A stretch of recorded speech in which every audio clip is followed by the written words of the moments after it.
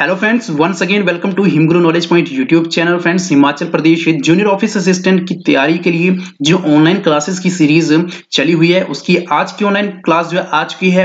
और ये जो है व्यूअर्स की डिमांड पर आज की क्लास आई है। काफी ज्यादा व्यूअर्स जो कमेंट कर रहे थे कि जीके सेक्शन से रिलेटेड भी क्लास लेकर आए, क्योंकि काफी ज्यादा क्लासेस हमने जो कंप्यूटर सेक्शन की कवर कर ली है। तो ऐसे में दोस्तों हिमाचल प्रदेश जीके, साथ में आपके पास भारत सामान्य ज्ञान और साथ में आपके पास सामान्य हिंदी के भी कुछ क्वेश्चन इसमें इंक्लूड किए हैं। तो आज की वीडियो होने वाली है बहुत ही ज्यादा महत्वपूर्ण है। 25 नंबर जो है आपके डिपेंड करते हैं पूरे जीके सेक्शन पर, तो बिल्कुल भी इस वीडियो को स्किप मत करना। और अभी तक आपने हमारे चैनल को सब्सक्राइब नहीं किया, चैनल को सब्सक्राइब जरूर कर दें। साथ में यहां पर मैं आपको बता दूं कि इस लाइव प्रीमियर क्लास में आपको जो है वो क्विक रिवीजन आपकी होने वाली है, मॉक टेस्ट भी आपको यहां पर होने वाला है। साथ में दोस्तों यहां पर आपकी नॉलेज एनालिसिस भी होने वाली है कि कितनी तैयारी आपकी यहां पर हो गई है। तो चलिए दोस्तों आज के सेशन को स्टार्ट करते हैं बिना किसी देरी के। ज्यादा से ज्यादा वीडियो को शेयर करें ताकि ज्यादा से ज्यादा जो है व्यूअर्स हमारे साथ जुड़ सके और क्लास हो सके हमारी काफी ज्यादा यहां पर मजेदार। तो आज की क्लास का यहां पर पहला प्रश्न आपकी मोबाइल स्क्रीन पर ये रहा। और यहां पर मैं पहले बता दूं कि हिंदी और मीडियम दोनों सेक्शंस जो मीडियम्स में दिया गया है, तो आप कोई भी मीडियम यहां पे सिलेक्ट कर सकते हैं, उस मीडियम के अकॉर्डिंग आप अपने उत्तर दे सकते हैं, ठीक है। और यहां पर जो है लाइव चैट में आप अपने उत्तर दीजिए, 10 से 15 सेकंड का समय जो है आप सभी को दिया जाएगा, ठीक है। पहला प्रश्न है, कौन सा राज्य हिमाचल प्रदेश के दक्षिण में अवस्थित है? Which state is located to the south of Himachal Pradesh? Punjab, Jammu Kashmir, Rajasthan या फिर हरियाणा? जल्दी से बता दीजिए, 10 से 15 सेकंड दिया जा रहा है और लाइव चैट में आपको उत्तर बताना है।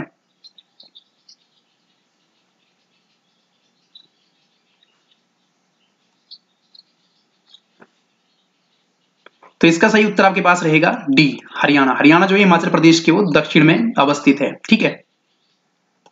चलिए बढ़ते अगले प्रश्न की ओर। अगला प्रश्न है आपका, निम्न कौन सा शहर शिवालिक पर्वत श्रेणी में नहीं आता है? डलहौजी, भटियात, रामपुर या फिर चुरा? जल्दी से बता दीजिए। ये काफी ज्यादा बेसिक से प्रश्न है और बेसिक से एडवांस लेवल में हम आज जाएंगे, ठीक है। ये आपके पास बेसिक प्रश्न है और इसके बाद एडवांस लेवल भी पूछूंगा। जैसे जैसे व्यूअर्स जुड़ेंगे वैसे वैसे हम एडवांस लेवल के पूछेंगे, बट स्टार्टिंग हम बेसिक से करेंगे, ठीक है। तो निम्न में कौन सा शहर शिवालिक पर्वत श्रेणी में नहीं आता है? डलहौजी, भटियात, रामपुर या फिर चुरा?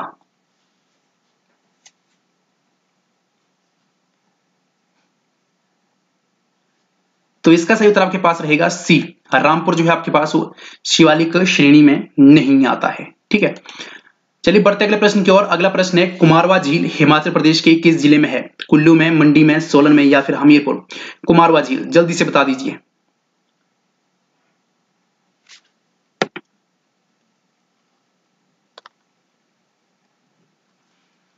तो इसका सही उत्तर आपके पास रहेगा बी, मंडी। मंडी में जो आपकी कुमारवा झील है और इसके अलावा पराशर झील, रिवाल्सर झील, इस तरह की काफी ज्यादा महत्वपूर्ण झीलें जो कॉम्पिटिटिव एग्जाम्स में पूछी जाती है वो आपकी मंडी जिले में अवस्थित है, ठीक है।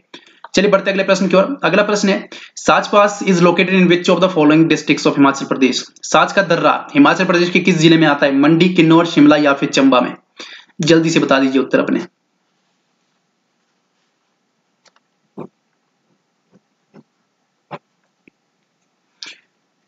तो इसका सही उत्तर आपके पास रहेगा डी, चंबा। चंबा के पांगी क्षेत्र में जो है आपके पास साच दर्रा यहां पर आता है, ठीक है। चलिए बढ़ते अगले प्रश्न की ओर। अगला प्रश्न है, कांगड़ा का प्राचीन नाम क्या था? नगरकोट था, किल्लर या फिर जालंधरा या फिर कौरवपुर? कांगड़ा का प्राचीन नाम। धीरे धीरे व्यूअर्स जुड़ रहे हैं और काफी तरीके से जो आप यहां पर आपकी ऑडियंस रिटेंशन रहती है, काफी तरीके से प्रिपरेशन आपकी हो रही है, ठीक है। जीके सेक्शन आज की वीडियो में हम कवर कर रहे हैं, सभी को बता दूं मैं। तो इसका सही उत्तर आपके पास रहेगा ए, नगरकोट आपके पास जो है कांगड़ा का प्राचीन नाम था, ठीक है। और ऐसा मत सोचिए कि इस तरह के बेसिक क्वेश्चंस आपसे नहीं पूछे जाएंगे। ये जितने भी क्वेश्चंस है वो एचपीएसएससी द्वारा पूछे गए हैं। तो यहां पर एचपीएसएससी द्वारा आपसे ये प्रश्न पूछे जाएंगे, ठीक है। 50 नंबर का आपका 50 क्वेश्चन रहेंगे और 25 मार्क्स का आपका जीके सेक्शन रहने वाला है जूनियर ऑफिस असिस्टेंट के एग्जाम में, जो भी काफी ज्यादा इंपॉर्टेंट है। चलिए बढ़ते अगले प्रश्न की ओर। अगला प्रश्न है, नूरपुर राज्य किसके काल में पराकाष्ठा पर था? भगतपाल, जगत सिंह, रूप सिंह या फिर माधाता? नूरपुर राज्य किसके काल में पराकाष्ठा पर था? भगतपाल, जगत सिंह, रूप सिंह या फिर माधाता?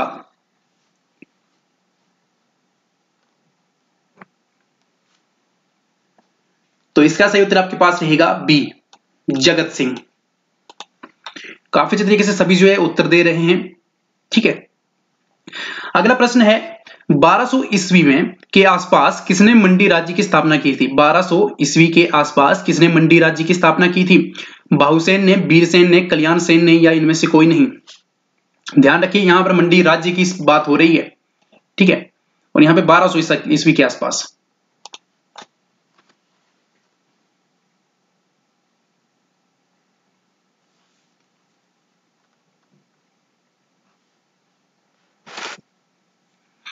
इसका सही उत्तर आपके पास रहेगा ए, बाहुसेन ने। ठीक है, बाहुसेन ने जो है 1200 ईस्वी के आसपास जो है मंडी राज्य की स्थापना की थी। चलिए बढ़ते अगले प्रश्न की ओर। अगला प्रश्न है, धामी गोलीबारी त्रासदी किस वर्ष में हुई थी? जल्दी से बता दीजिए। 1939, 1942, 1947, 1949, 1939, 1942, 1947 या फिर 1949 में। धामी गोलीबारी ये काफी ज्यादा बार जो है पूछा गया और वेरियस एग्जाम्स में पूछा गया, विभिन्न परीक्षाओं में, हिमाचल प्रदेश की।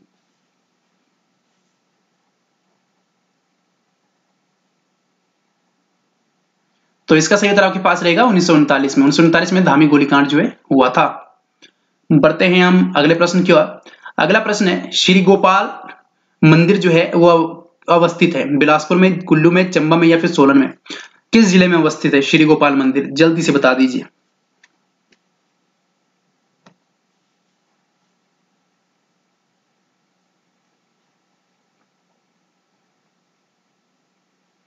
तो इसका सही उत्तर आपके पास रहेगा ए, बिलासपुर में। बिलासपुर में जो है श्री गोपाल टेम्पल जो है लोकेटेड है। बढ़ते अगले प्रश्न की ओर। किसने 1653 ईस्वी में कुल्लू में रघुनाथ जी की मूर्ति प्रतिष्ठापित की थी? जल्दी से बता दीजिए। Who installed the idol of Raghunath ji in Kullu in 1653 AD? Jagat Singh ने, सूरज सेन ने, सुल्तान चंद ने या फिर अवध सिंह ने?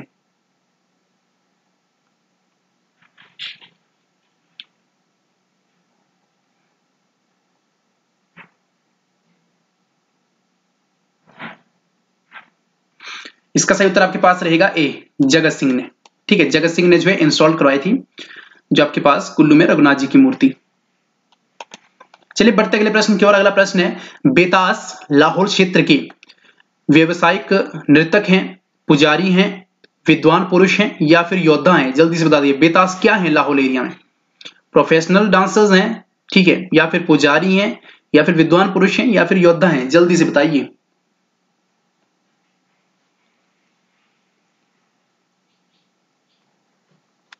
जैसे जैसे व्यूअर्स जुड़ेंगे उसी तरह से हम एडवांस लेवल भी यहां पे शुरू कर देंगे। तो इसका सही उत्तर आपके पास रहेगा ए, प्रोफेशनल डांसर्स, व्यवसायिक जो है नृतक हैं आपके पास बेतास। ठीक है, लाहौल क्षेत्र में। अगला प्रश्न है, पाथेर का खेल प्रसिद्ध मेला है हेलोक का, जली का, नरकंडा का या फिर मशोबरा का? जल्दी से बताइए। पाथेर का खेल जो है वो प्रसिद्ध मेला कहां का है? हेलोक का, जली का, नारकंडा का या फिर मशोबरा का?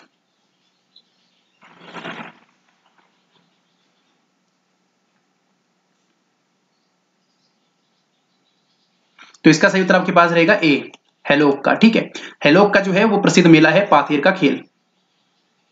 चलिए बढ़ते अगले प्रश्न की ओर। अगला प्रश्न है,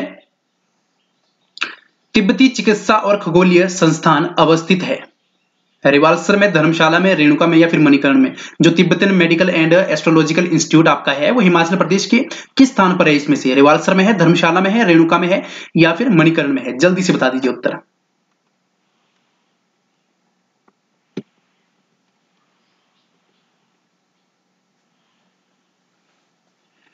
तो इसका सही उत्तर आपके पास रहेगा बी, धर्मशाला। ठीक है, जिसे लिटिल लहासा के नाम से भी जाना जाता है। वहां पर जो है तिब्बत की निर्वासित सरकार है, आप जानते ही हैं। ठीक है, तो आपको ये याद रखना है। चलिए बढ़ते अगले प्रश्न की ओर। अगला प्रश्न है, सौरभ वन विहार जो है वो अवस्थित है धनेता में, मनाली में, कुनिहार में या फिर पालमपुर में? जल्दी से बताइए। सौरभ वन विहार जो कि बाढ़ की आने के कारण जो है वो पूरी तरह से नष्ट हो चुका है। तो सौरभ वन विहार जो है कहां पर है? धनेता में, मनाली में, कुनिहार में या पालमपुर में? काफी जल्दी के सभी व्यूअर्स जो जुड़ रहे हैं और धीरे धीरे आंसर्स दे रहे हैं। यहाँ पर आपका जो मॉक टेस्ट सीरीज चली हुई है जिसमें हम आपसे प्रश्न करते हैं और आपके उत्तर हमें मिलते हैं लाइव चैट में, जहां से आपकी नॉलेज एनालिसिस होती है। ठीक है, तो सौरभ वन विहार की बात करेंगे तो हम ये आपके पास रहेगा डी, पालमपुर में। ठीक है, बढ़ते अगले प्रश्न की ओर। अगला प्रश्न है, करण राय एक प्रसिद्ध किस्म है। करण राय जो है एक फेमस वेराइटी है किसकी? तुलसी की, सरसों की, अलसी की या फिर राजमाश की? इसका उत्तर भी जल्दी से बता दीजिए। करण राई किसकी एक प्रसिद्ध किस्म है? तुलसी की, सरसों की, अलसी की या राजमाश की?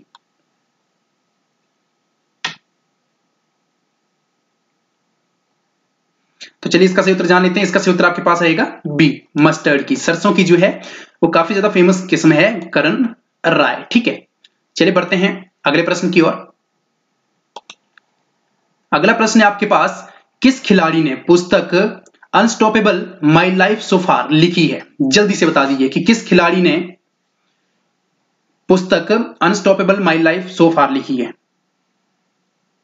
जल्दी से बताइए। तो इसका सही उत्तर आपके पास रहेगा मारिया शारापोवा ने। ठीक है, आपको याद रखना है, मारिया शारापोवा ने जो है आपके पास माई अनस्टॉपेबल माई लाइफ सो फार लिखी है। ठीक है, अगला प्रश्न यहां पे जान लेते हैं। अगला प्रश्न है आपके पास, भारत के निम्न किस राज्य में इंद्रावती राष्ट्रीय उद्यान अवस्थित है?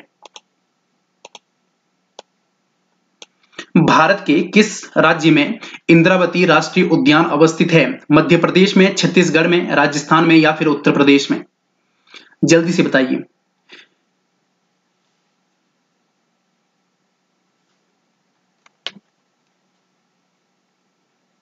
इसका सही उत्तर आपके पास रहेगा बी, छत्तीसगढ़ में। छत्तीसगढ़ में जो आपके पास इंद्रावती राष्ट्रीय उद्यान अवस्थित है। ठीक है, बढ़ते हैं अगले प्रश्न की ओर। अगला प्रश्न है, माइक्रोलिथ किसके महत्वपूर्ण औजार है? माइक्रोलिथ जो है वो किसके महत्वपूर्ण औजार है? प्राचीन पाषाण युग के, नव पाषाण युग के, मध्य पाषाण युग के या फिर उत्तर पाषाण युग के? माइक्रोलिथ।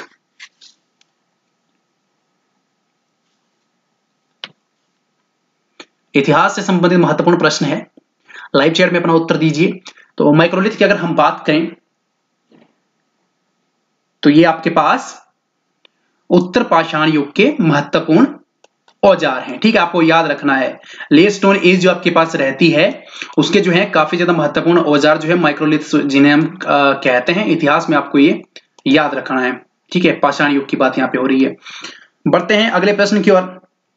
अगला प्रश्न है आपके पास, महावीर के अनुयायी मूलतः जाने जाते थे निग्रंथ, महाव्रत, अनुव्रत या फिर अरिहंत?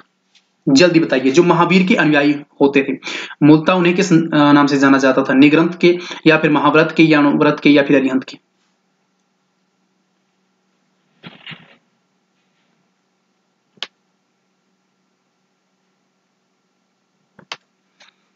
तो इसका सही उत्तर आपके पास रहेगा ए, निग्रंथ के नाम से। ठीक है, जो महावीर के अनुयायी थे। चलिए बढ़ते अगले प्रश्न की ओर। अगला प्रश्न है, निम्न में से किसमें प्रसिद्ध गायत्री मंत्र निहित है? अब ये तो आपको आना ही चाहिए कि गायत्री मंत्र किसमें दिया गया है, निहित किसमें है? ऋग्वेद में है, यजुर्वेद में है, आरण्यक में है या फिर उपनिषद में है? जल्दी बता दिए। ऋग्वेद, यजुर्वेद, आरण्यक या फिर उपनिषद में?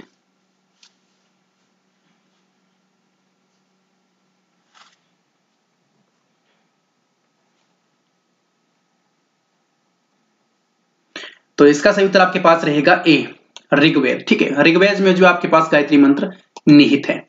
बढ़ते हैं अगले प्रश्न की ओर। अगला प्रश्न है हमारे पास, किसके शासनकाल के दौरान शिवाजी अग्र मोर्चे पर आए?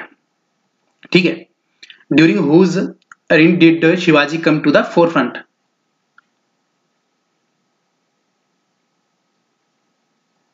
औरंगजेब के, दारा शिकोह के, शाहजहां के या इनमें से कोई नहीं? जल्दी से बता दीजिए।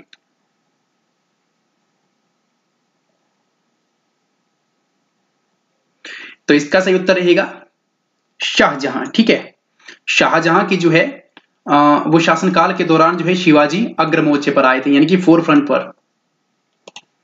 अगला प्रश्न है, the position of women during the Mughal period was? मुगलों के शासनकाल में स्त्री जाति की स्थिति कैसी थी? बदतर थी, अत्यंत सम्माननीय थी, वैसी जैसे सल्तनत काल में थी या फिर उन्नत थी? जल्दी बता दीजिए।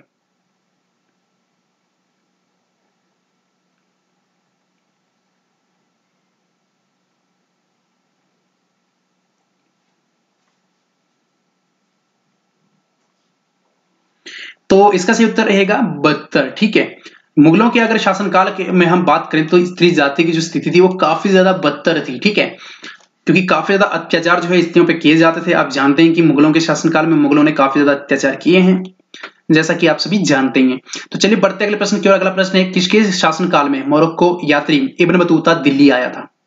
जल्दी से बता दीजिए कि किसके शासनकाल में मोरक्को यात्री जो इब्न बतूता थे वो दिल्ली आए थे? मोहम्मद तुगलक के, सुल्तान बलबन के, अलाउद्दीन खलजी के, या फिर इल्तुतमिश?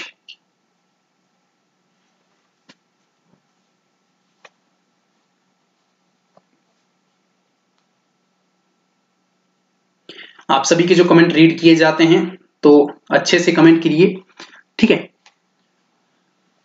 तो इसका सही उत्तर रहेगा आपके पास ए, मोहम्मद तुगलक के शासनकाल में जो है मोरक्को यात्री इब्न बतूता जो है दिल्ली आया था, ठीक है, याद रखना है आपको। अगला प्रश्न है, दहसाला प्रणाली निम्न का अगला विकसित रूप था? जब्ती प्रणाली का, नस्क का, बटाई का, या फिर इनमें से कोई नहीं? जो दहसाला प्रणाली जो शुरू हुई थी वो अगला विकसित रूप किसका था? जब्त प्रणाली का था, नस्क का था, बटाई का था, या इनमें से कोई नहीं? जल्दी से बता दीजिए।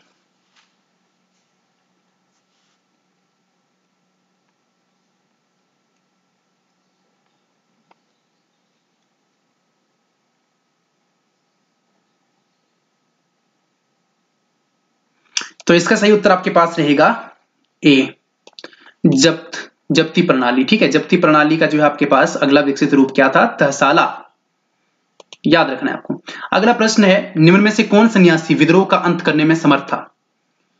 निम्न में से कौन है सन्यासी विद्रोह का अंत करने में समर्थ था? रॉबर्ट क्लाइव, या फिर लॉर्ड कॉर्नवालिस, ठीक है, लॉर्ड कैनिंग, या फिर वॉरेन हेस्टिंग्स? जल्दी से बता दीजिए। जो आपके पास सन्यासी विद्रोह हुआ था उसका अंत करने में जो है कौन समर्थ था?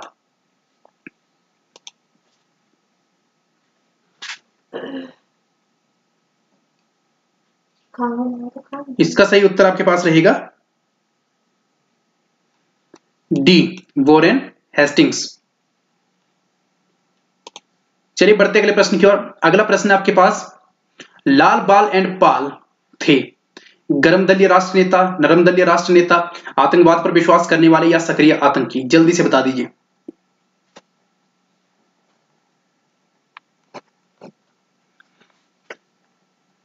लाल बाल एंड पाल कौन थे? गर्म दलीय राष्ट्र नेता थे, नरम दलीय राष्ट्र नेता थे, या फिर आतंकवाद पर विश्वास करने वाले, या सक्रिय आतंकी? जल्दी से बता दीजिए। तो इसका सही उत्तर आपके पास क्या रहेगा दोस्तों? इसका सही उत्तर आपके पास रहेगा गर्म दलीय राष्ट्रीय नेता, ठीक है। गर्म दलीय जो राष्ट्रीय नेता थे उन्हें लाल बाल जो है कहा गया, ठीक है। चलिए बढ़ते अगले प्रश्न की ओर। अगला प्रश्न है, निम्न में से कौन सा भारत का सबसे बड़ा पठार है? जल्दी से बता दीजिए। भारत का सबसे बड़ा पठार कौन सा है? ये भूगोल का प्रश्न आपके समक्ष जो है आ चुका है, तो आपको जल्दी से बताना है। बैतूल का पठार है, या फिर डेक्कन का जिसे हम दक्षिण का पठार भी कहते हैं, या छोटा नागपुर पठार, या मालवा का पठार?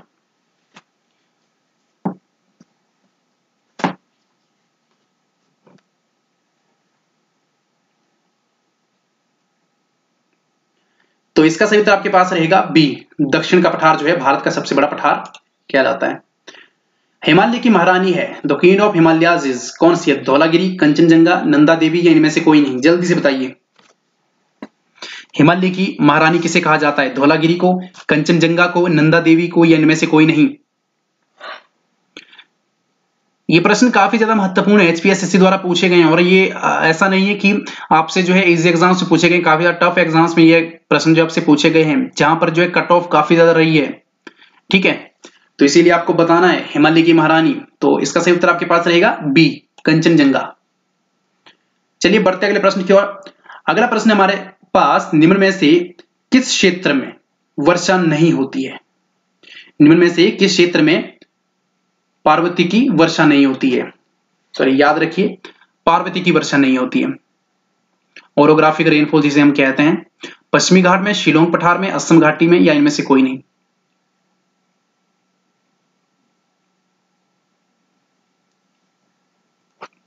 तो इसका सही उत्तर आपके पास रहेगा सी, असम घाटी। असम घाटी में आज आपके पास पार्वती की जो ओरोग्राफिक रेनफॉल है वो नहीं होती है, ठीक है। बाकी जो आपके पास पश्चिमी घाट रहते हैं, शिलोंग पठार रहते हैं, इन दोनों क्षेत्रों में जो है आपके पास पार्वती की वर्षा जो है वो प्रचुर मात्रा में होती है, ठीक है।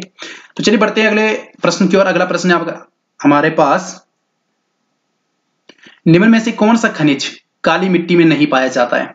लो, मैग्नीशियम, एल्यूमिनियम या फिर फॉस्फोरस। जो ब्लैक सॉइल आपके पास होती है उसमें कौन सा मिनरल नहीं पाया जाता है, कौन सा खनिज जो है वो नहीं पाया जाता है? लो, आयरन, मैग्नीशियम, एल्यूमिनियम या फिर फॉस्फोरस। जल्दी से बता दीजिए उत्तर अपने। और उम्मीद है काफी ज्यादा मजेदार ये सेशन आपको लग रहा होगा, क्योंकि काफी ज्यादा एनर्जी भरा ये सेशन है और काफी अच्छे तरीके से स्टूडेंट्स जो हमारे साथ जुड़े हुए हैं, कैंडिडेट हमारे साथ जुड़े हुए हैं जूनियर ऑफिस असिस्टेंट की प्रिपरेशन के लिए। और साथ में दोस्तों जितने भी वेरियस एग्जाम्स यहाँ पे कंडक्ट करवाए जाने अभी एचपीएससी द्वारा, उनके लिए काफी ज्यादा इंपॉर्टेंट है, क्योंकि एचपीजी के, इंडियन जी के, ज्योग्राफी, इस तरह के क्वेश्चन जो है काफी ज्यादा आपके हर एग्जाम में पूछे जाएंगे। तो चलिए इसका उत्तर जान लेते हैं हम। इसका सही उत्तर आपके पास रहेगा फॉस्फोरस। फॉस्फोरस जो है आपके पास ब्लैक सॉइल में नहीं पाया जाता। बाकी आपके पास आयरन, मैग्नीशियम, एल्यूमिनियम ये तीनों जो है मिनरल जो आपके पास रहते हैं, ठीक है, कंटेंट ये पाए जाते हैं उसमें, ठीक है।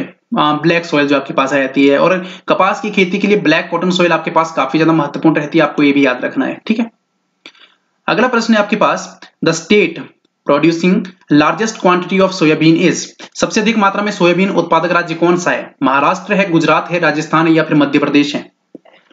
तो इस तरह का प्रश्न आपसे काफी ज्यादा बार पूछे जाते हैं। कई बार आपसे सोयाबीन उत्पादक, चावल उत्पादक, गेहूं उत्पादक, इस तरह से घुमा फिरा के क्वेश्चंस पूछे जाते हैं। जल्दी से बता दीजिए सोयाबीन उत्पादक राज्य कौन सा है?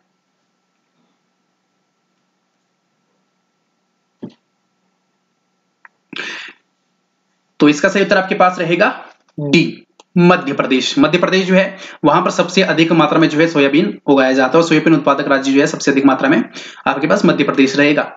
चलिए बढ़ते अगले प्रश्न की ओर। अगला प्रश्न है आपके पास, which of the following has not been a chief justice of India. निम्न में से कौन भारत के मुख्य न्यायाधीश नहीं रहे हैं?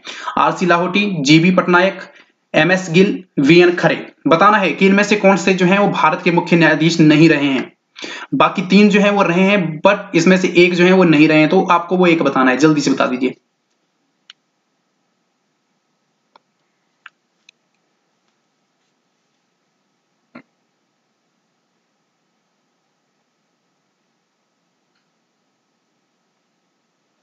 इसका सही उत्तर आपके पास रहेगा दोस्तों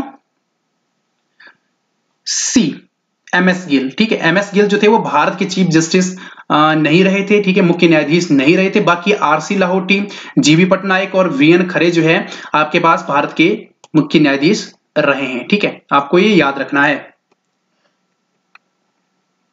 चलिए बढ़ते अगले प्रश्न की ओर। अगला प्रश्न है, in which of the following years, ठीक है, was the Indo China treaty on Tibet sign. निम्न किस वर्ष में तिब्बत पर भारत चीन संधि हस्ताक्षरित हुई थी? जो आपके पास आपको साल बताना है, वर्ष बताना है। 1962 में, 1963 में, 1954 में या 1965 में? किस वर्ष में तिब्बत पर जो है भारत चीन संधि हस्ताक्षर हुई थी? जल्दी से बता दीजिए।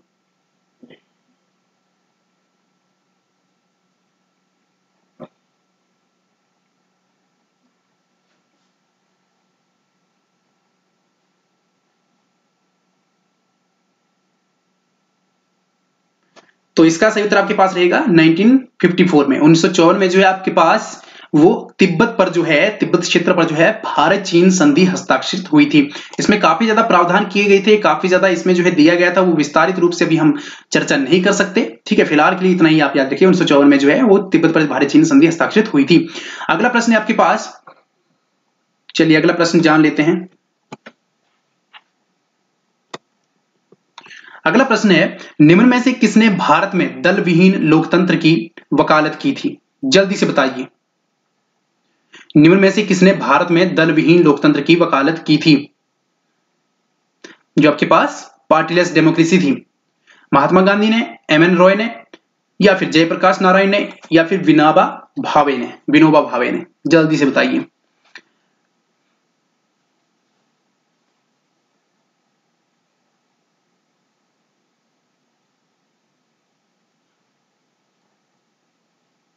तो इसका सही उत्तर आपके पास रहेगा जयप्रकाश नारायण। जयप्रकाश नारायण ने जो है भारत में पार्टीलेस डेमोक्रेसी, उनका मानना था कि भारत में किसी भी तरह की पार्टी नहीं होनी चाहिए और इस तरह का लोकतंत्र होना चाहिए, ठीक है। ये उनका जो है यहाँ पर इसके वो पक्ष में थे और उनकी इन्होंने उसकी जो है वकालत की थी, ठीक है, जयप्रकाश नारायण ने। चलिए बढ़ते हैं अगले प्रश्न की ओर।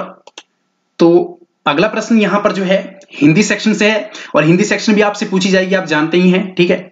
जब भी आप कॉम्पिटिटिव एग्जाम पूछेंगे वहां पर 3 से 4 क्वेश्चन ही आपसे पूछे जाएंगे, ज्यादा नहीं पूछे जाएंगे। इस जूनियर ऑफिस असिस्टेंट में आपसे 2 पूछे जा सकते हैं, 3 पूछे जा सकते हैं, बट 4 से ज्यादा नहीं पूछे जाएंगे। तो यहाँ पे हिंदी सेक्शन का यहाँ पे रहेगा, भव शब्द का स्त्रीलिंग रूप है भगवानी, भावी, भवानी या फिर भवा। जल्दी बताइए, भव शब्द का स्त्रीलिंग रूप क्या है? भगवानी है, भावी है, भवानी है या फिर भवा है?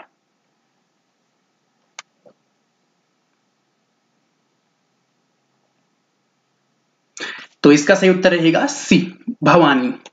ठीक है, आपको याद रखना है। अगला प्रश्न है हमारे पास, कलम तोड़ना मुहावरे का अर्थ है। कलम तोड़ना मुहावरे का क्या अर्थ है? पेन तोड़ देना, कुछ ना लिखना, बढ़िया लिखना या बर्बाद करना? जल्दी से बता दीजिए। कलम तोड़ना मुहावरे का अर्थ क्या है? पेन तोड़ना है, कुछ ना लिखना है, बढ़िया लिखना है या बर्बाद करना है? आपके सभी के उत्तरों का हमें इंतजार है, जल्दी से बता दीजिए। काफी तरीके से सभी जो उत्तर दे रहे हैं, तो इसका उत्तर भी जल्दी से बता दीजिए। कलम तोड़ना मुहावरे का अर्थ।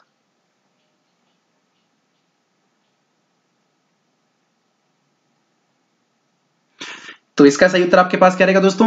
सी, बढ़िया लिखना। ठीक है, जब कोई बढ़िया लिखता है उसे कहते हैं आपने तो कलम तोड़ दी।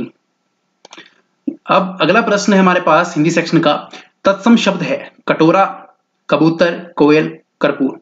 आपको इसमें से तत्सम शब्द बताना है, जल्दी से तत्सम शब्द बता दीजिए। कटोरा है, कबूतर है, कोयल है या फिर कर्पूर है?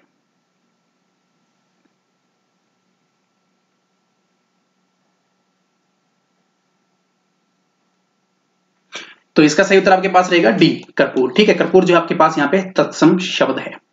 चलिए बढ़ते हैं हमारे अगले प्रश्न की ओर। अगला प्रश्न है हमारे पास, बौद्ध धर्म के अष्टांगिक मार्ग में निम्न में से कौन सा शामिल नहीं है? ठीक है, आपको बताना है कि बौद्ध धर्म के अष्टांगिक मार्ग में निम्न में कौन सा शामिल नहीं है। राइट कंडक्ट नहीं है, राइट डिजायर नहीं है, राइट स्पीच नहीं है या फिर राइट कंटेम्पलेशन नहीं है। ठीक है, जल्दी से बताइए। सम्यक आचरण, सम्यक इच्छा, सम्यक वाक या फिर सम्यक चिंतन? जल्दी से बताइए उत्तर। एट फोल्ड पाथ जो था बुद्धिज्म का, उसमें क्या कुछ इंक्लूड नहीं किया गया है?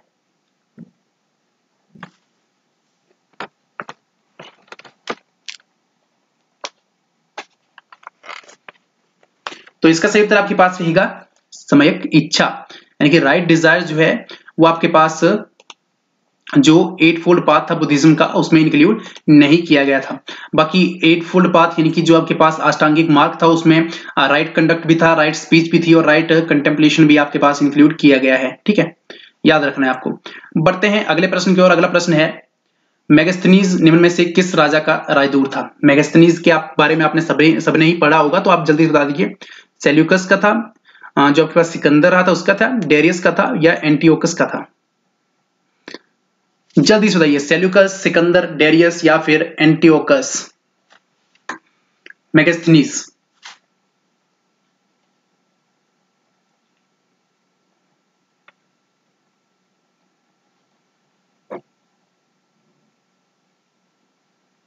तो इसका सही उत्तर आपके पास रहेगा दोस्तों ए, सेल्यूकस। ठीक है, सेल्यूकस का जो था वो राजदूत था मेगास्थनीज। ठीक है, इतिहास में काफी ज्यादा महत्व है मेगास्थनीज का भी, तो इसीलिए आपको याद रखना है। अगला प्रश्न है, निम्न में से किस सुल्तान के दरबार में सबसे बड़ी संख्या में गुलाम थे? बलबन के दरबार में, अलाउद्दीन खिलजी, मोहम्मद बिन तुगलक या फिर फिरोज शाह तुगलक?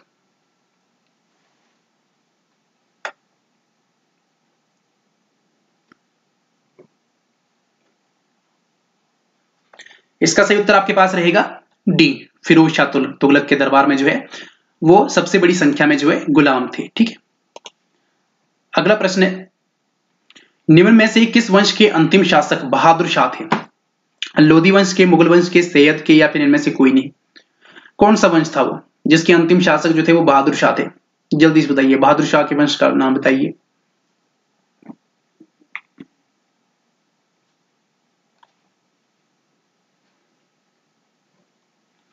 तो इसका सही उत्तर आपके पास रहेगा बी, मुगल वंश। ठीक है, याद रखना है आपको, मुगल वंश इसका सही उत्तर है।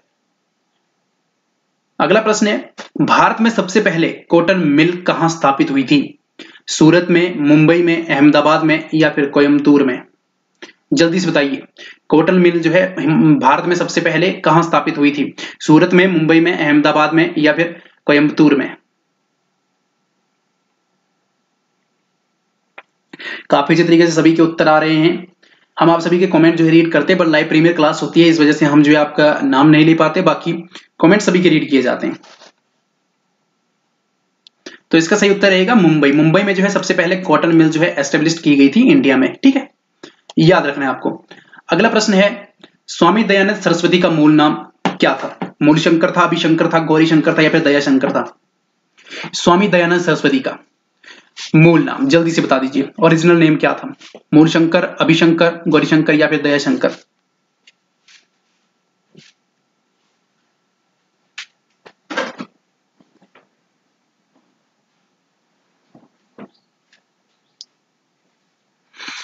तो इसका सही उत्तर आपके पास रहेगा ए, मूल शंकर। जो स्वामी दयानंद सरस्वती थे आपके पास, उनका मूल नाम यानी कि ओरिजिनल नेम जो था आपके पास वो मूल शंकर था, ठीक है। अगला प्रश्न की ओर बढ़ते, अगला प्रश्न है आपके पास ईस्ट इंडिया एसोसिएशन किसके द्वारा स्थापित किया गया था? वीडी सावरकर के द्वारा, सीआर दास के द्वारा, दादा भाई नौरोजी के द्वारा या फिर देवेंद्रनाथ टैगोर के द्वारा? जल्दी से बता दीजिए। ईस्ट इंडिया कंपनी एसोसिएशन जो है वो किसके द्वारा स्थापित किया गया था?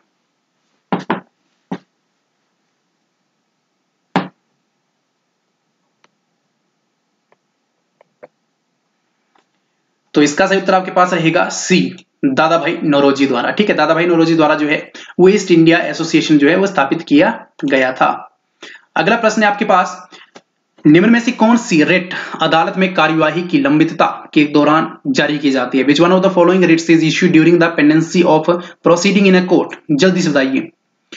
मंडामस, ठीक है, सर्टियोरारी, प्रोहिबिशन, क्वो वारंटो? जल्दी से बताइए। मंडामस, सर्टियोरारी, प्रोहिबिशन, ठीक है, या फिर क्वो वारंटो? जल्दी से बताइए कौन सी रिट है वो।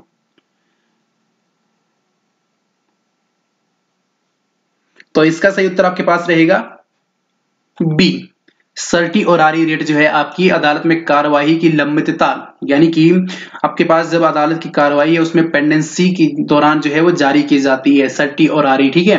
एडवांस लेवल के प्रश्न है अभी ये। तो चलिए अगला प्रश्न की ओर बढ़ते हैं। अगला प्रश्न है आपके पास निम्न में से कौन सा राज्य नीति के निर्देशक सिद्धांत में शामिल नहीं है? जल्दी से बताइए।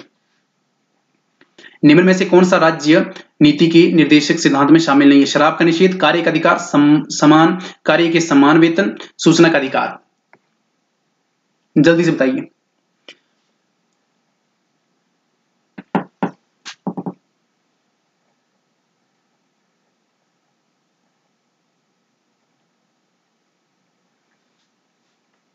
तो इसका सही उत्तर आपके पास रहेगा डी, सूचना का अधिकार, ठीक है।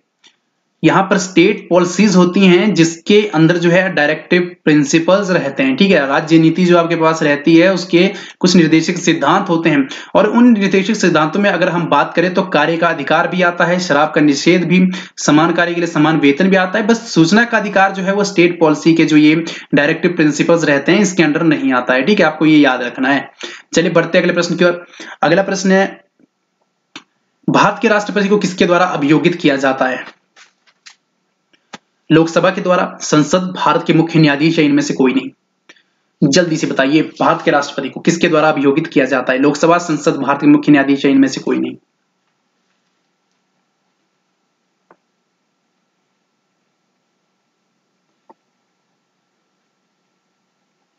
इसका सही उत्तर आपके पास रहेगा संसद द्वारा, ठीक है। पार्लियामेंट द्वारा जो है इम्पीच किया जाता है आपके पास प्रेसिडेंट ऑफ इंडिया को, ठीक है, अभियोगित किया जाता है। चलिए बढ़ते अगले प्रश्न की ओर। अगला प्रश्न है देश की प्रधानमंत्री बनने वाली विश्व की प्रथम महिला कौन थी? ठीक है, विश्व की प्रथम महिला आपको बताना है कि जो देश की प्रधानमंत्री बनी थी। मार्गरेट थैचर, इंदिरा गांधी, श्रीमावो भंडार नाइके या इनमें से कोई नहीं?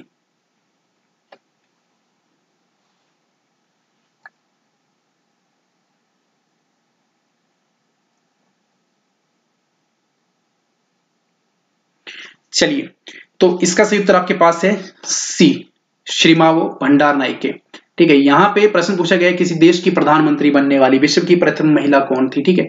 तो यहां पर जो है श्रीमावो भंडार नाइके जो है विश्व की प्रथम महिला थी।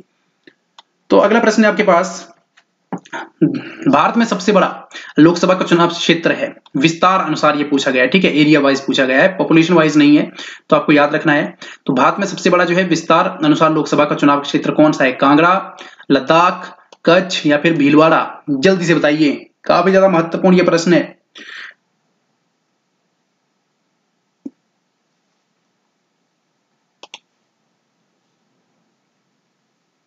व्यूअर्स जो है काफी तरीके से उत्तर दे रहे हैं अपने। आई होप कि आपको मजेदारी क्लास लग रही होगी, एनर्जी काफी ज्यादा हाई है आप लोगों की। तो इसका सही उत्तर रहेगा बी, लद्दाख। ठीक है, लद्दाख जो है एरिया वाइज अगर हम बात करें तो सबसे बड़ा जो है लोकसभा का चुनाव क्षेत्र है। ठीक है, अगला प्रश्न है, निम्न में से कौन सा पंचायती राज संस्थान नहीं है? ग्राम सभा, ग्राम पंचायत, पंचायत समिति या ग्राम कोऑपरेटिव सोसाइटी।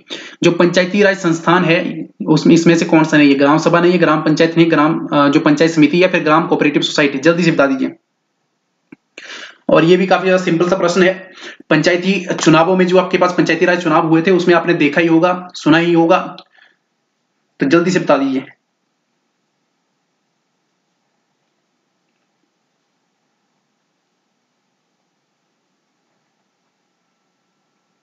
इसका सही उत्तर आपके पास रहेगा ग्राम कोऑपरेटिव सोसाइटी। क्योंकि अगर हम ग्राम सभा की बात करें, ग्राम पंचायत की बात करें, पंचायत समिति की बात करें, ठीक है, तो ये आपके पास पंचायती राज इंस्टीट्यूशन के अंडर आते हैं। बट जो ग्राम कोऑपरेटिव सोसाइटी है ये आपके पास जो है पंचायती राज संस्थान के अंडर नहीं आता है, आपको इतना याद रखना है। ठीक है, चलिए बढ़ते अगले प्रश्न की ओर। अगला प्रश्न है, भारत के पूर्वी क्षेत्रों के सुंदरबन उदाहरण है वन पारितंत्र के, ठीक है, मैनग्रोव पारितंत्र के, या फिर घास के मैदान का पारितंत्र है, या फिर समुद्री पारितंत्र। जल्दी से बताइए, जो आपके पास सुंदरबन है, पूर्वी क्षेत्रों के सुंदरबन है, वो किसका उदाहरण है?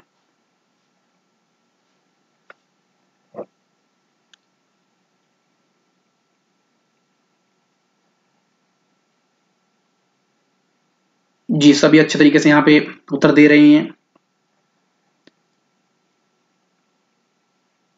तो इसका सही उत्तर आपके पास रहेगा मैनग्रोव। मैनग्रोव जो है इकोसिस्टम है आपके पास। ठीक है, मैनग्रोव इकोसिस्टम आपको याद रखना है।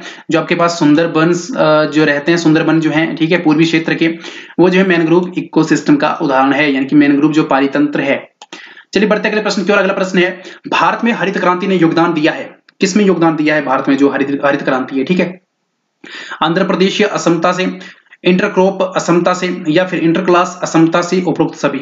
जल्दी बताइए, भारत में हरित क्रांति ने योगदान किससे दिया है?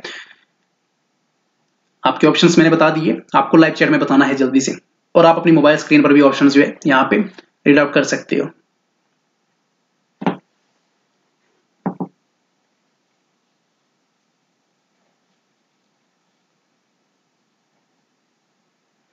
तो इसका सही उत्तर रहेगा डी। ठीक है, ऑल ऑफ दीज। अगर हम भारत में बात करें तो जो इंटर रीजनल इनइक्वालिटी थी, ठीक है, इंटर क्रॉप इनइक्वालिटी थी, इंटर क्लास इनइक्वालिटी थी, ठीक है, उस सभी में जो है यहाँ पर योगदान दिया है हरित क्रांति ने। तो यहाँ पर हरित क्रांति से श्वेत क्रांति आपकी आ गई, लाल क्रांति आ गई, इस तरह की जितनी भी क्रांतियां है आपको जो है फोकस करना है। काफी ज्यादा बार जो है एसपीएससी द्वारा ये पूछी गई है कॉम्पिटिटिव एग्जाम में। ठीक है, अगला प्रश्न है, निम्न में से कौन सा औद्योगिक रुग्णता का, ठीक है, रुग्णता का तत्काल सूचक नहीं है? जल्दी से बताइए, जो औद्योगिक रुग्णता है उसका तत्काल सूचक कौन सा नहीं है? लाभप्रदता में गिरावट, श्रम अशांति, मार्केट क्रेडिट का सिकुड़ना, या फिर मार्केट शेयर में पतन। जल्दी से बताइए, ये आपके पास जो है इकोनॉमिक्स का यहाँ पे आपके पास प्रश्न है, ये भी पूछे जाते हैं आपसे, अर्थशास्त्र।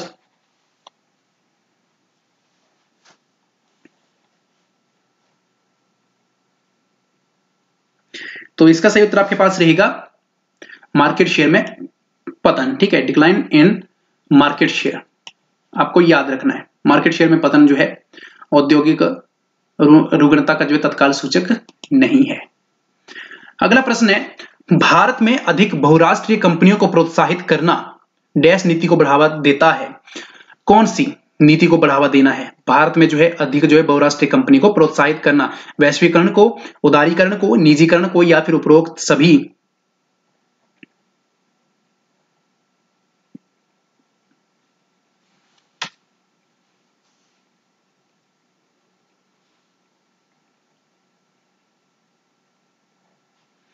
तो इसका सही उत्तर आपके पास दोस्तों रहेगा, अगर हम भारत में बहुराष्ट्रीय कंपनी को प्रोत्साहित करते हैं तो इससे जो है एक तो वैश्वीकरण भी रहेगा, उदारीकरण भी रहेगा, और निजीकरण भी ज्यादा से ज्यादा होगा, क्योंकि हम जो है वो मल्टीनेशनल कंपनीज को यहाँ पे प्रमोट कर रहे हैं। ठीक है, तो इस पॉलिसी को जो है हम क्या कहेंगे, इस पॉलिसी के अंडर जो है ये तीनों आएंगी। ठीक है, आपके पास वैश्वीकरण भी, उदारीकरण भी और निजीकरण भी। तो आपका सही उत्तर क्या रहेगा? डी, उपरोक्त सभी। चलिए बढ़ते अगले प्रश्न की ओर। अगला प्रश्न है, FDI refers to fixed deposit interest, fixed deposit investment, foreign direct investment, none of these. जल्दी से बताइए कि एफडीआई संदर्भित करता है, क्या करता है, जल्दी से बता दीजिए।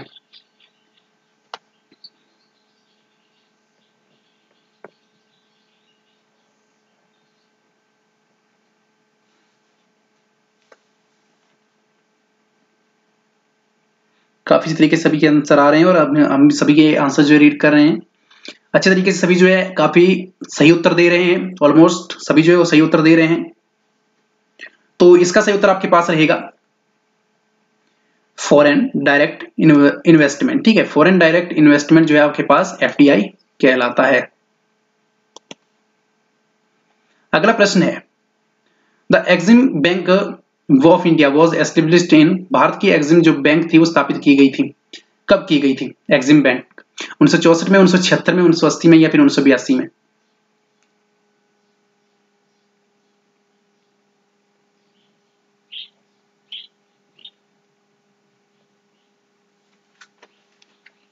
इसका सही उत्तर आपके पास रहेगा 1982 में।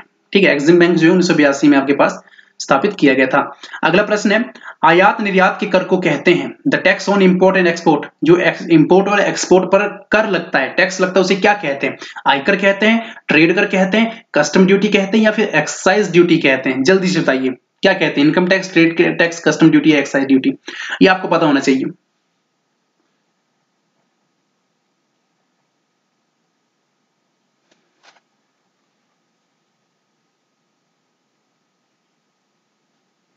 तो इसका सही उत्तर रहेगा आपके पास कस्टम ड्यूटी। ठीक है, जब भी आप इंपोर्ट करते हो और एक्सपोर्ट करते हो जो उसके ऊपर टैक्स लगता है उसे जो है वो कस्टम ड्यूटी कहते हैं, तो आपको याद रखना है। ठीक है, चलिए बढ़ते अगले प्रश्न की ओर। अगला प्रश्न है, निम्न में से कौन सी विश्व की सबसे बड़ी नदी है? ये काफी ज्यादा बेसिक सा प्रश्न है, जल्दी से बता दीजिए। अमेजन, नील, मिसिसिपी, डैन्यूब? तो इसका सही उत्तर आपके पास रहेगा बी, नील नदी। अगला प्रश्न है, डोलट्रम, ठीक है, डोलट्रम्स आपके पास हैं उष्ण कटिबंधीय हवा के बेल्ट, उपोष्ण हवा के बेल्ट, उष्ण कटिबंधीय हवा विक्षेपण बेल्ट, इनमें से कोई नहीं। जो डोलट्रम्स है, ठीक है, वो क्या है? जल्दी से बताइए। ट्रॉपिकल विंड बेल्ट, सब ट्रॉपिकल विंड बेल्ट या ट्रॉपिकल विंड डिफ्लेक्शन बेल्ट या फिर नन ऑफ दीज? ये भी भूगोल से संबंधित प्रश्न है और एडवांस लेवल के प्रश्न है। वो जो है बेसिक लेवल के थे, ये एडवांस लेवल के।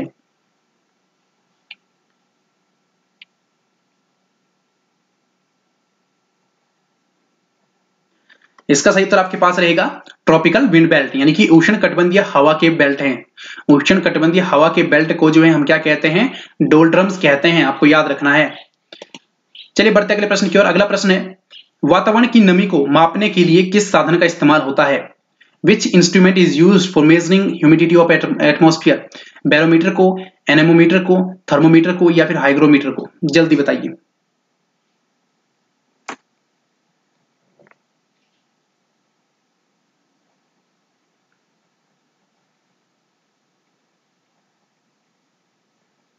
जी, तो सभी अच्छे उत्तर दे रहे हो और इसका सही उत्तर आपके पास रहेगा डी, हाइग्रोमीटर। जो आपके पास वातावरण में ह्यूमिडिटी होती है, ठीक है, उसको मापने के लिए हमारे पास हाइग्रोमीटर जो है एक उपकरण रहता है। बैरोमीटर आपके पास हवा का दाब मापने के लिए रहता है, एटमॉस्फेयर प्रेशर, ठीक है। बाकी थर्मोमीटर आप जानते ही हैं। तो चलिए बढ़ते अगले प्रश्न की ओर। अगला प्रश्न है, आटाकामा रेगिस्तान स्थित है अफ्रीका में, उत्तरी अमेरिका में या फिर दक्षिणी अमेरिका में या फिर इनमें से कोई नहीं? जल्दी से बताइए। आटाकामा रेगिस्तान कहां पर स्थित है? अफ्रीका में है, उत्तरी अमेरिका में है, दक्षिण अमेरिका में है या इनमें से कोई नहीं? Atacama desert.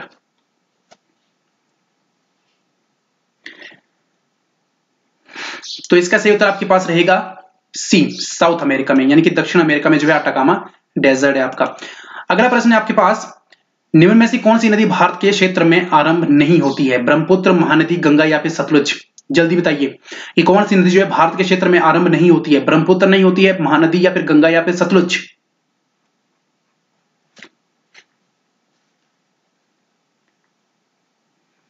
लाइव चैट में अपना उत्तर बताइए जल्दी से, आपके उत्तर का इंतजार हमें रहता है। तो इसका सही उत्तर रहेगा ए, ब्रह्मपुत्र। ब्रह्मपुत्र जो है आपके पास वो नदी जो है भारत के क्षेत्र से आरंभ नहीं होती है। चलिए बढ़ते अगले प्रश्न की ओर। अगला प्रश्न है रानीगंज कोयला क्षेत्र है, कहां पर है रानीगंज कोयला क्षेत्र? बिहार में, ओडिशा में, पश्चिम बंगाल में या मध्य प्रदेश में? जल्दी बताइए रानीगंज कोयला क्षेत्र।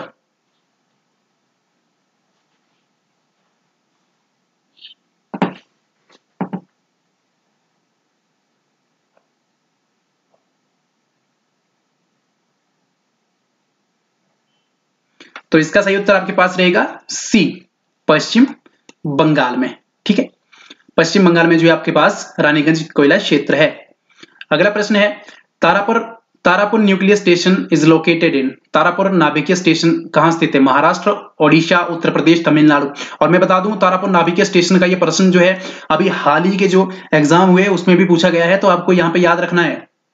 देखिए यहीं से घुमा फिरा के प्रश्न पूछे जाते हैं कई बार, तो जल्दी से बता दीजिए तारापुर नाभिकीय स्टेशन।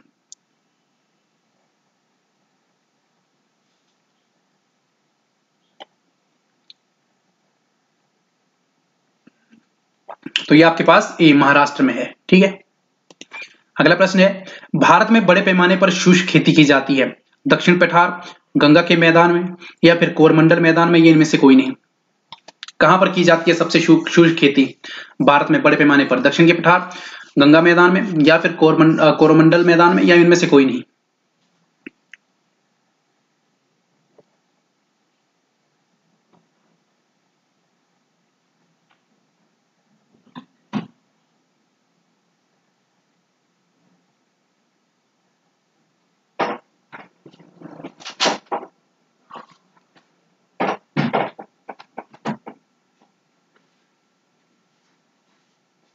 तो इसका सही उत्तर आपके पास रहेगा दक्षिण पठार में। ठीक है, याद रखना है आपको, दक्षिण पठार में जो है वो बड़े पैमाने पर शुष्क खेती की जाती है।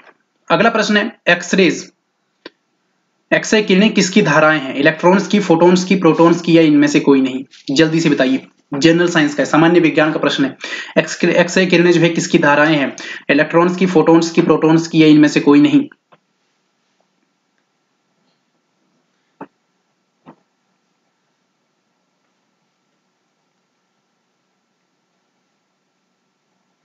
तो इसका सही उत्तर आपके पास रहेगा ए, इलेक्ट्रॉन्स की। ठीक है, अगला प्रश्न है थिन फिल्म्स के रंगों की वजह है, जो कलर्स ऑफ थिन फिल्म्स रहते हैं उसकी वजह क्या है? प्रकाश का परिक्षेपण, प्रकाश का व्यक्तीकरण, प्रकाश का अवशोषण या प्रकाश का प्रकीर्णन? ठीक है, dispersion of light, interference of light, absorption of light या स्कैटरिंग ऑफ लाइट? जल्दी से बताइए, जो थिन फिल्म्स रहती है उसके कलर्स का क्या वजह है?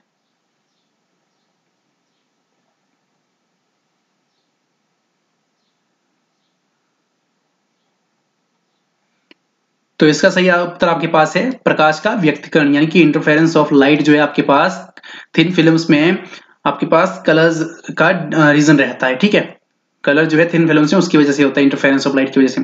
अगला प्रश्न है इंसुलिन का स्राव होता है, यानी कि इंसुलिन इज सिक्रेटेड फ्रॉम किससे?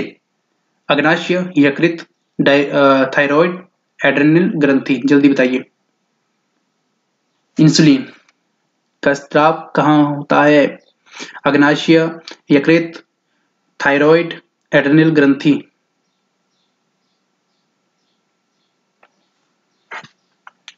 तो इसका सही उत्तर रहेगा आपके पास ए, अग्नाशय में।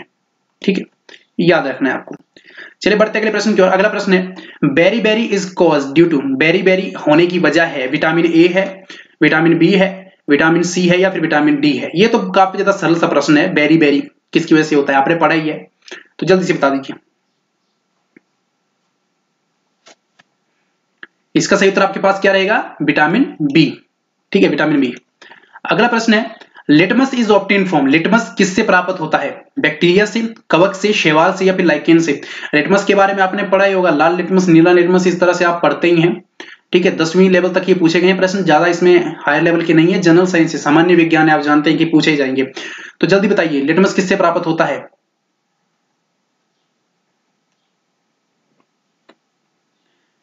इसका सही उत्तर आपके पास रहेगा डी, लाइकेन से। ठीक है, अगला प्रश्न है, अगला प्रश्न हमारे पास फिर हिमाचल प्रदेश पर हम जो है आ चुके हैं और काफी ज्यादा महत्वपूर्ण ये फिर से प्रश्न रहने वाले हिमाचल प्रदेश के। तो अगला प्रश्न हिमाचल प्रदेश के पहले मुख्यमंत्री कौन थे? ये काफी ज्यादा बेसिक सवाल पूछा गया है, ठीक है, इसीलिए मैंने यहां पर इंक्लूड किया ये। ऐसे प्रश्न भी इस यहाँ पर इस प्रश्न को लाने का यही तात्पर्य है कि आपसे जो है इजी प्रश्न भी पूछे जाएंगे, हाई लेवल के नहीं है, जरूरी नहीं है, बेसिक से एडवांस के हर लेवल के पूछे जाते हैं। तो इसका सही उत्तर आपके पास क्या रहेगा? Doctor YS Parmar, Yashwant Singh Parmar. ठीक है, अगला प्रश्न है, हिमाचल प्रदेश का कुल भौगोलिक विस्तार कितना है? 55,073 वर्ग किलोमीटर, 55,373 वर्ग किलोमीटर या 55,673 वर्ग किलोमीटर? जल्दी से बताइए, इनमें से कोई नहीं। तो इसका सही उत्तर आपके पास क्या रहेगा? 55,673 वर्ग किलोमीटर। ठीक है, अगला प्रश्न है, लाहौल और स्पीति का मुख्यालय है, कहां पर है लाहौल और स्पीति का मुख्यालय? जल्दी से बताइए, लाहौल और स्पीति का मुख्यालय कहां पर है? काजा में, कल्पा में, केलांग में या फिर पांगी में? जल्दी बताइए। तो इसका सही उत्तर आपके पास क्या रहेगा? काजा में। ठीक है, लाहौल और स्पीति का मुख्यालय जो आपके पास काजा में है। अगला प्रश्न है, गुम्मा और दरंग किसके लिए प्रसिद्ध है? गुम्मा और दरंग जो है मंडी में है आपके पास, तो ये किसके लिए प्रसिद्ध है? रॉक सॉल्ट के लिए, जिप्सम के लिए या फिर लाइमस्टोन के लिए या स्लेट के लिए? जल्दी बताइए, rock salt, gypsum, limestone, slate? इसका सही उत्तर आपके पास क्या है दोस्तों? इसका सही उत्तर है आपके पास ए, रॉक सॉल्ट। नमक की खाने, नमक के लिए भी प्रसिद्ध है, तो रॉक सॉल्ट यहाँ पे आपके पास रहेगा, गुम्मा और दरंग। ठीक है, आपको याद रखना है, मंडी जिले में है। चलिए बढ़ते अगले प्रश्न। अगला प्रश्न यहाँ पर आपके पास फिर जो है हिंदी सेक्शन के हमारे पास आ चुके हैं। हिंदी सेक्शन के ये जो है लास्ट के 3 प्रश्न है, काफी ज्यादा इंपॉर्टेंट है हिंदी सेक्शन के। ठीक है, तो आपको बताना है, सर्वनाम शब्द है महल, कोई, दिन या फिर ज्यों? जल्दी बताइए, इनमें से कौन सा सर्वनाम शब्द है?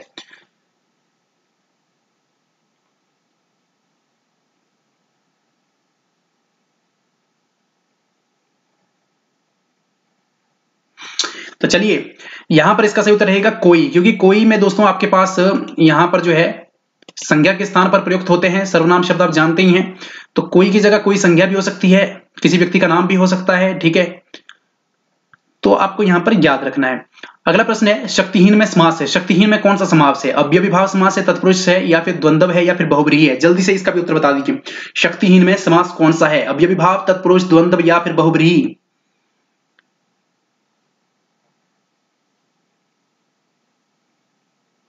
तो इसका आपका सही उत्तर रहेगा तत्पुरुष। ठीक है, तत्पुरुष समास रहेगा। अगला प्रश्न है, जिसकी उपमा न हो के लिए एक शब्द है, जिसकी उपमा न हो के लिए एक शब्द क्या है? अनोखा, अनुपम, अनुपमा, इनमें से कोई नहीं? जल्दी से इसका भी उत्तर बता दीजिए, अनोखा, अनुपम, अनुपमा या इनमें से कोई नहीं? काफी ज्यादा लंबा ये भी सेशन चला, तो जल्दी से बता दीजिए लाइव चैट में। इसका सही उत्तर आपके पास रहेगा बी, अनुपम। तो दोस्तों ये थे आज के हमारे प्रश्न, और कमेंट में जो है अपना स्कोर जरूर बताइए कि आपने जो है इतने प्रश्नों में से कितने जो है आपके प्रश्न सही गए। तकरीबन 70-80 प्रश्न जो हमने आज पूछे आपसे, इसमें से आपके कितने जो है प्रश्न सही रहे, आपको कमेंट सेक्शन में बताना। और कैसी लगी वीडियो, अपनी फीडबैक जरूर बताएं। ठीक है, हमें बताएं कि कैसी वीडियो आपको ये लगी। ठीक है, ताकि हमें भी मोटिवेशन मिल सके कि इस लेवल की हम जो वीडियो बना रहे हैं।